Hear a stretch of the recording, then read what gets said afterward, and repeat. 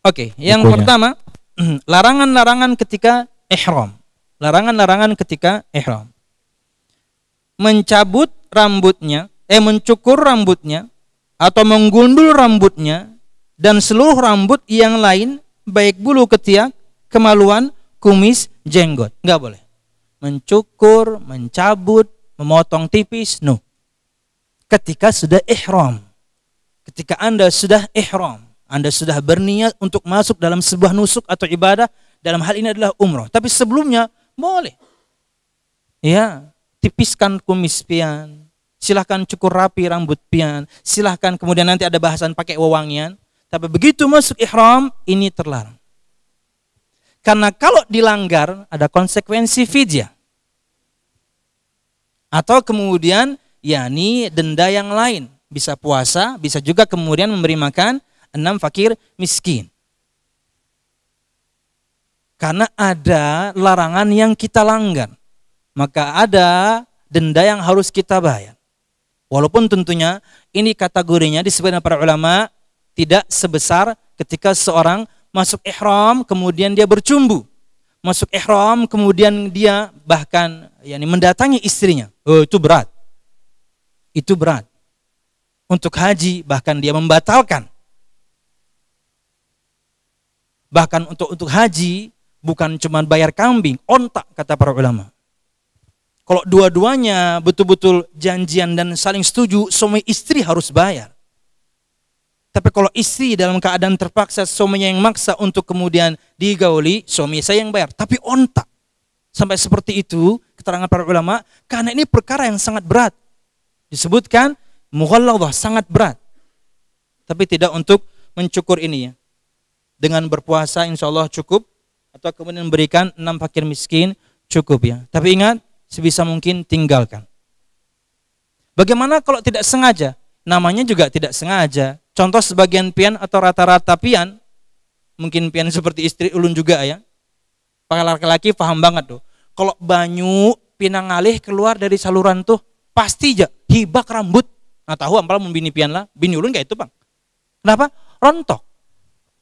Apakah dia sengaja? No, ketika mandi dia biasa aja mandi, sampoan, anak perempuan ulun juga sama. Tapi ada saja yang kemudian rontok. Apakah kemudian dengannya kita bayar denda? No, tidak sengaja. Wallahu a'lam bishawab. Ini yang sengaja. Ketika sudah ihram, dia melanggar larangan ini. Maka berhati-hatilah. Untuk bapak-bapak dan juga ibu-ibu, ingatkan temannya kalau mungkin kemudian lupa. Ingatkan saja. Sedang ihram loh. Tapi kemudian di kantongnya ada misalnya membawa gunting loh, kada komlet kaca, lalu aja lagi hendak menatak. Nah ini teman harus mengingatkan. Teman harus mengingatkan. Jangan sampai dibiarkan, biar jaja, nyamannya bayar denda. Jangan, ingatkan. Pak, kada boleh pak. Astagfirullahaladzim. Ya, ulun kemana takakan? Ini cukur sekalinya. Jangan ya, ingatkan pak, jangan pak. Dengan kata-kata yang baik. Kita sangat mungkin lupa, karena kita pelupa juga ya. 2. Memotong kuku tangan atau kuku kaki sama aja. Ingat ya, ini ketika sudah ihram. Anda ingin memotongnya sebelum ihram. Ingin merapikannya sebelum ihram. Ingin mencabut bulu ketiak sebelum ihram, ingin mencukur bulu kemaluan sebelum ihram, ingin merapikan rambut sebelum ihram. Lakukan semuanya sebelum ihram. Tapi kalau sudah masuk, terlarang. Ketika dilakukan, ada denda yang harus Anda bayar. Kenapa? Tidak merusak umrohnya, tapi ada denda yang harus Anda bayar. 3. Menutup kepala bagi laki-laki yang langsung nempel. Seperti pakai peci. Atau kain ihram pian letakkan di kepala. Karena terkadang di bulan tertentu, misalnya Desember, Januari, Februari, itu dingin luar biasa. Terkadang seorang karena dingin, karena inti dingin itu kalau pian tutupi telinga pian selesai.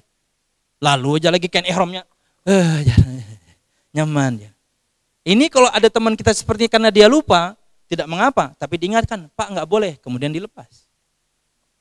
Ya. Lain kalau misalnya seorang yakni di dalam bis nggak nempel dong atapnya, kecuali pian masuk bis atapnya nempel. Nah, kalau boleh tuh. Sebagian orang itu sampai bisnya itu harus kap terbuka. Ini berlebihan. Ini berlebihan. Yang dimaksudkan tidak boleh menutup kepala itu adalah yang langsung nempel. Seperti peci atau kain Anda letakkan untuk kemudian yakni menutupi untuk dingin misalnya. Tapi kalau tidak, seperti pakai payung, Nabi Muhammad dipayungi oleh para sahabat. Suatu ketika beliau kepanasan, para sahabat memayungi Nabi Muhammad, no problem, nggak ada masalah. Yang langsung nempel ya ini ya, untuk bapak-bapak. Jangan pakai peci, ketika ihram sudah seperti biasa. Begitu ada yang lupa, segera ada yang mengingatkan. Dan tidak ada denda untuknya, karena dia hanya lupa saja. Sengaja memakai minyak wangi dalam keadaan ihram, sebelumnya boleh. Sebelum ihram silakan pakai minyak wangi, karena pakai minyak wangi itu intinya sebagian pian atau semua pian insyaallah juga tahu, pakai parfum itu di badan. Bukan di baju. Pakai parfum itu asalnya di badan. Sekaranglah Anda kalau misalnya biasa pakai parfum di baju, sekarang Anda praktekkan parfum itu di badan. Karena Anda akan melalui satu safar kurang lebih 6 jam, kemudian ibadahnya sekian menit lagi, bau tubuh pastilah keluar, tidak bisa tidak. Maka ingin pakai wangian silahkan, tapi sebelum ihram. Begitu ihram, jangan. Termasuk diantaranya, jangan beri wewangian pada kain ihram Anda. Jangan. Kalau perempuan, jangankan ihram, di luar ihram pun Anda terlarang. Ya. Kecuali tentunya yang baunya tipis, untuk dulu ihramnya, roll on cukup. Agar Anda tidak mengeluarkan bau. Kata Nabi Muhammad, parfum atau minyak wangi wanita itu yakni tipis baunya, encer kemudian yakni parfumnya. Lain dengan laki-laki, sudahlah kental kemudian baunya kuat. Dan ini terwakilkan dari roll on yang biasa pengen pakai. Anda pakai roll on atau produk yang non parfum lebih bagus lagi. Kenapa ini disebutkan? Kenapa seseorang tidak boleh memakai wangian? Wanita dalam semua kasus, laki-laki untuk kasus ini saja, harum yang semerbak itu menggairahkan. Harum yang semerbak itu bisa menaikkan hasrat seksual. Ya, padahal itu sangat kita hindari. Itu sangat kita hindari. Untuk beberapa saat ini saja. Tahan insya Allah ya. Kecuali di antara pian ada pengantin baru, wah bahaya juga nih. Tapi harus ditahan ya. Harus ditahan. Tot, ulun pengantin lawas sama aja ya? Berarti sama aja toh. Ditahanlah. Oke. Menggunakan wangian, sengaja memakai minyak wangi dalam keadaan ihram, enggak boleh. Sebelumnya silahkan. Dan ingat, produk yang dia bukan parfum, boleh. Misalnya pian lagi apa gitu ya, sakit kepala kah, apakah, pian bawa minyak angin, boleh. Iya, boleh. Kecuali sekarang itu ada produk, minyak angin atau minyak kayu putih, tapi dicampur parfum, itu jangan dibawa. Karena dia ada parfumnya. Tapi kalau warna asli gitu, baunya aslinya apa tuh minyak kayu putih, pakai. Ya, nggak ada masalah. Balsem pakai. Jangan juga kemudian, mentang-mentang ada apa-apa, baju ihram dibalseminya. Ya jangan. Aneh bau pian nanti. Iya. Jadi itu karena hukumnya bukan parfum, dia obat. Silahkan. Wallahu a'lam bishawab. Kemudian membunuh atau berburu hewan darat. Jamaah, ini tentunya zaman sekarang tidak berlaku. Al-hukmu yaduru ma'illati wujudan wa adaman. Hukum itu disebutkan dalam kaidah, hukum itu berputar berdasarkan sebabnya. Ada sebab, ada hukum. Enggak ada sebab, enggak ada hukum. Sekarang untuk berburu, sebab untuk berburu kita tidak ada. Beda di zaman itu. Beda di zaman itu. Mereka safar Madinah ke Mekah itu 7 hari. Sangat mungkin kemudian di tengah perjalanan perbekalan habis. Di mana mereka harus berburu. Binatang yang memang hukumnya halal untuk diburu. Tapi kalau zaman sekarang, no. Tapi sangat mungkin kemudian hukum ini berlaku, mungkin di masa tertentu. Tapi sekarang tidak. Bahwasanya makanan untuk kita semuanya aman. Nanti pergi mungkin ada nasi kotak. Nanti enggak ya. Kita perginya sudah puasa ya. Sahur lah. Kita sahur nyaman, perjalanan ditahan lah. Nanti habis umroh kita makan. Nikmat lah insya Allah. Dan cuma 6 jam. Dulu 7 hari. Madinah Mekah 430-an kilo. Dulu 7 hari. Makanya ada bahasan larangan berburu. Kalau sekarang ketika tetap dilarang pun kita nggak melakukannya. Kenapa? Kita tidak perlu untuk melakukannya. Kenapa? Makanan semuanya tersedia. Untuk kasus misalnya yang pergi tanggal 25 kan nggak dapat Ramadan 2 hari ya. Tapi kan ketika perginya Anda dari Madinah ke Mekah, nyaman, ada makanan, ada minuman, nggak perlu kemudian Anda, pina lapar panah, kita pang berburu aja. Ngapain berburu pakai kain ihram pula? Bawa pedang aja, ada aja, panah ada aja. Wah, niat benar bapaknya, bawa panah mulai Banjar. Cari ke dede. Aduh ya Allah. Nggak perlu ya. Tapi inilah hukum. Kemudian yang berikutnya memakai pakaian yang berjahit yang membentuk tubuh. Ingat nih pakemnya. Pakaian yang berjahit yang membentuk tubuh. Tidak masuk di antaranya sebagian arloji pian yang mungkin pakai jahitan, sendal pian yang pakai jahitan, sabuk yang pasti pakai jahitan, bukan. Dia adalah pakaian yang berjahit yang membentuk tubuh. Itulah yang terlarang untuk kita kaum laki-laki. Berarti Ustadz kada bolehlah pakai sidik. Yang enggak boleh. Makanya nanti akan mempraktekkan bagaimana cara pakai kain ihram yang benar agar tidak terbuka. Karena Anda nggak pakai CD, compact disc, nggak pakai CD. Yang belum pernah melakukannya, saat inilah Anda latihan. Kenapa tulah kada bersidi? Saat inilah Anda latihan. Ya, mungkin untuk jamaah yang besok udah nggak sempat ya. Yang barang ulun mungkin masih sempat gitu ya. Latihan kada bersidi ya Pak Gerang ya kalau itu. Yani ketika kita pakai CD masuk dalam larangan.